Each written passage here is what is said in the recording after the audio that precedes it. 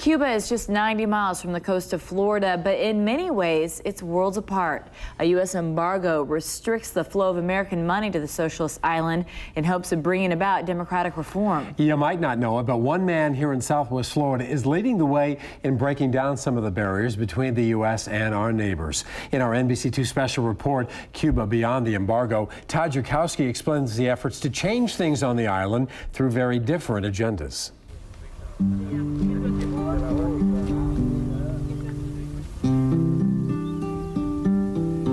On this sprawling 13,000-acre ranch, palm trees dot the landscape and the humidity creeps up with every inch the sun rises in the sky.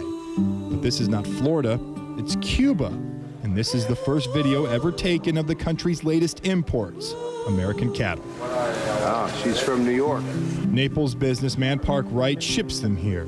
Beef is hard to come by, and it's very expensive on this island nation. The government earmarks it for the elderly, those who are sick, and tourists. Park's goal is to improve the Cuban herds to make high-quality beef and dairy available to everyone. We're now putting our best ranchers together with Cuba's best ranchers.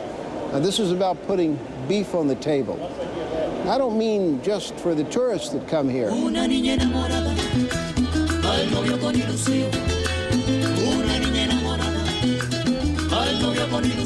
11 million people call Cuba home, and most earn pennies a day, surviving only because of a monthly government ration for things like rice, beans, and sugar.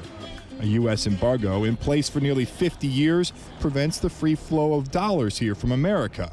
Senator Mel Martinez of Florida fled Cuba as a teenager, and he supports the embargo, which in part aims to force democratic reform on the island. The goal of the embargo is a little broader. It is to deny the resources to the Cuban government that it would otherwise use to oppress its own people. Cubans we talk to say they feel repressed by the embargo, not Fidel Castro. Here, under socialism, they get free health care, and they can study to be a doctor, an engineer, a teacher, anything, and pay nothing. But they believe they do pay more for things because of the restrictions. We talked to this man as he waited for the bus and asked him about the effects of the embargo on his family. The embargo hurts the people, not the government, he says. We have to buy things from other countries far away, so the prices go up. The lack of products also costs Cubans time. For example, public buses often break down with no replacement parts to fix them. Normally, they run a half hour or an hour behind, we're told. While he waited, we asked the man what one U.S. product he would like to be allowed to buy. Computers, which are not for sale in stores, and not that people could afford to buy them anyway. A minimum wage for a Cuban worker is 220 Cuban pesos. That's about $10 US a month. The government controls the land, owns most buildings, and employs a huge majority of the population. And now they own these cows. The U.S. government does allow food and humanitarian supplies to be sold from the U.S. to the Cuban government. At the Havana International Fair earlier this month, hundreds of Americans came to pitch their products. Florida has the largest delegation of any state here at the fair. America, the largest delegation of any country. Back when the easing of the embargo started after Hurricane Michelle in 2000, Cuba ranked 221st on the list of countries doing business with America. Last year, it was 21st. In 2000, the U.S. exported about $7 million of goods to Cuba.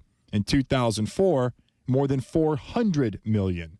On the opening day of the fair, a ship from Boca Raton arrived carrying 15,000 tons of American grain. In the past 4 years, more than $1 billion in American goods came through the port of Havana, including medical supplies like vaporizers, poultry, and yes, now beef. Our distant neighbor is a cash cow just 90 miles off the coast of Florida. The Michigan Commissioner of Agriculture signed a $10 million contract with the Cuban government to ship wheat, grain, and other agricultural products. I don't see the distance between us. I see the opportunity to be friends. Despite the fact that the Cuban government seized his family's property here after the revolution in 1959. Dagoberto Rodriguez is the chief of the Cuban interest section in Washington, D.C., the closest thing Cuba has to an ambassador in our country. He, like every Cuban we talk to, wants the embargo to end, but does not want change forced on them to make it happen. We respect the American sovereignty. The American government have to respect our right to be what we are. Pedro Alvarez oversees the state-run organization Al Import, which negotiates contracts with foreign companies. The restrictions are hurting Cuba, he says, but they are also hurting American businesses. And when asked what one thing he would like to get from America, his answer was friendship. It's important to point out that the embargo is not a Republican versus Democrat issue. 9 presidential administrations have supported it, both Republican and Democratic presidents. But there is a growing divide in Congress between those who support it and those who think the embargo should be eliminated. You know, it's interesting to get a glimpse inside of there because of the almost forbidden nature of Cuba compared to this country.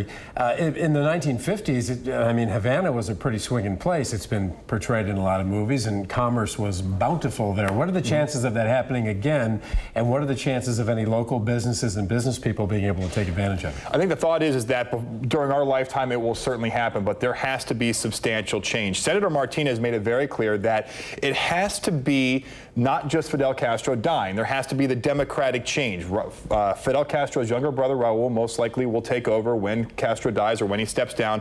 And Senator Martinez wants the government to have freedom of speech, to have freedom of press, to have political prisoners freed, and the kind of things we're seeing in Iraq is the way Senator Martinez puts it. And until then, there are people like Park Wright who insist that they're going to continue to work to keep the lives of Cubans better, make it better, by providing them with more assistance until that time happens. Fidel Castro, almost 80. The fact that he dies doesn't mean it's a slam dunk that there's going to be a reversal of the revolution. Not at all. All right, Todd, thank you. We'll look forward to some more reports. The number of people caught trying to leave Cuba for America this past year was at a 10-year high, close to 3,000 people, but more than 2 million every year travel to Cuba. We talk with some tourists there to get their perspective on that destination as a vacation destination, and with our local tourism leaders who have studied the impacts of unrestricted travel to Cuba, and we will look at that tomorrow at 6.